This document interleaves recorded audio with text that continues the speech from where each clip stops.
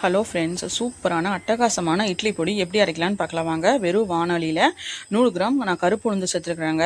இதை நல்லா மணம் வர வரைக்கும் நல்லா வறுத்து எடுத்துக்கலாங்க. நல்லா கொஞ்சம் கலர் மாறுனா நல்லா சூப்பராக இருக்குங்க, மணமே நல்லாயிருக்கும். இப்போ பார்த்தீங்கன்னா இது நல்லா வறுத்தாச்சு. இதை வந்து வேறு ஒரு பிளேட்டில் ட்ரான்ஸ்ஃபர் பண்ணி வச்சுக்கலாம். அதுக்கப்புறம் 50 கிராம் கடலைப்பருப்பு சேர்த்துருக்குறாங்க. அதையும் போட்டுட்டு நல்லா வறுத்து எடுத்துக்கலாம். கலர் மாறுற வரைக்கும் நல்லா வறுத்து எடுத்துக்கலாம்.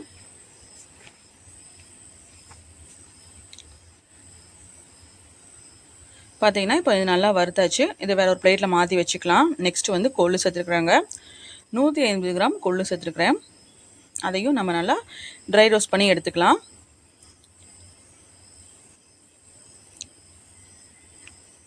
அவ்வளோதான், இது வறுத்தாச்சு. அதுக்கப்புறம் கருப்பு கவுனி அரிசி 100 கிராம் சேர்த்துருக்குறாங்க. அதையும் எடுத்து நல்லா வறுத்துக்கலாம். நல்லா வறுக்கவே நல்லா புகை வர மாதிரி இருந்துச்சுன்னா நம்ம ஸ்டவ் ஆஃப் பண்ணிவிட்டு நம்ம மாற்றி வச்சிடலாம். பார்த்திங்கன்னா நல்லா வறுபட்டுருச்சு. இப்போ மாற்றி வச்சுக்கலாங்க. அதுக்கப்புறம் வெள்ளை எள்ளு வந்து நான் 30 கிராம் சேர்த்துருக்குறேங்க. அதையும் போட்டுட்டு நல்லா வறுத்துக்கலாம். இந்த இட்லி பொடி இட்லி தோசைக்கெலாம் ரொம்ப சூப்பராக இருக்குங்க. சாதத்துலேயும் பிசைஞ்சு சாப்பிட்டா ரொம்ப சூப்பராக இருக்கும். நல்லெண்ணெய் ஊற்றி சாப்பிட்டா நல்லா இருக்குங்க. பாசிப்பயிறு 25 கிராம் எடுத்துக்கிறாங்க. அதையும் நம்ம வறுத்துக்கலாம். பாசிப்பயிறு கூட நிலக்கடலை வந்து 50 கிராம் சேர்த்துருக்குறேன். அதையும் நம்ம வறுத்துக்கலாம்.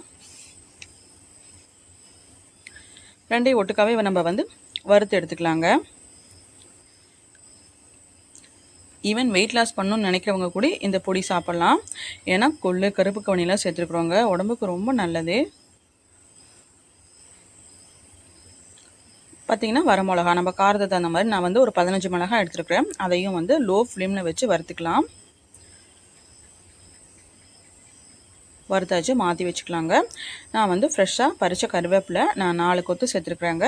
நீங்களும் வந்து நல்லா வாஷ் பண்ணி சேர்த்துக்கோங்க. அதையும் நம்ம நல்லா வறுத்துக்கலாம். கருவேப்பிலை கூட ஒரு 10-12 பல் பூண்டும் சேர்த்து வறுத்துக்கலாம். நல்ல மணமாக இருக்குங்க. பூண்டு நம்ம வந்து பவுட்ரு பண்ணி போட்டோம்னா சூப்பராக இருக்கும். தீ வந்து லோ ஃப்ளேமில் வச்சு இதை நல்லா வறுத்துக்கலாம். அவ்வளோதாங்க, நல்லா வதக்கியாச்சு.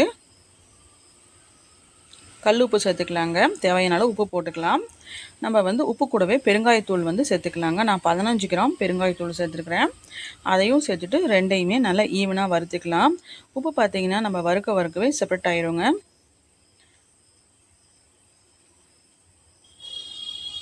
இந்த மாதிரி நல்லா வறுத்து எடுத்துக்கலாம்.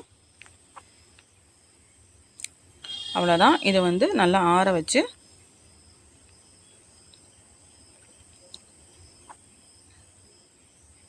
பார்த்திங்கன்னா இது வறுத்தாச்சு. இப்போ பார்த்திங்கன்னா எல்லா பொருளையும் ஒவ்வொன்றா நல்லா வறுத்து சூப்பராக வச்சாச்சு.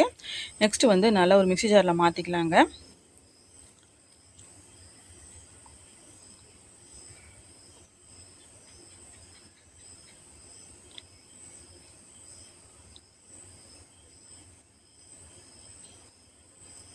காஞ்ச மிக்ஸி ஜாரில் மாற்றி நல்லா பவுட்ரு பண்ணிக்கலாம்.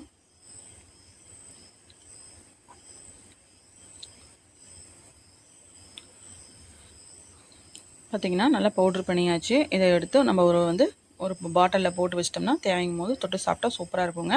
மினி இட்லி கூட இது மாதிரி தூவி நல்லெண்ணெய் ஊற்றி சாப்பிட்டா ரொம்ப அருமையாக இருக்கும். குழந்தைகள் நல்லா விரும்பி சாப்பிடுவாங்க. உடலுக்கு ஆரோக்கியமான இட்லி பொடியை கொடுங்க. வீடியோ பிடிச்சி லைக் பண்ணுங்கள், ஷேர் பண்ணுங்கள், மறக்காமல் ஃபாலோ பண்ணிவிட்டு சப்ஸ்கிரைப் பண்ணிக்கோங்க. தேங்க்ஸ் ஃபார் வாட்சிங்.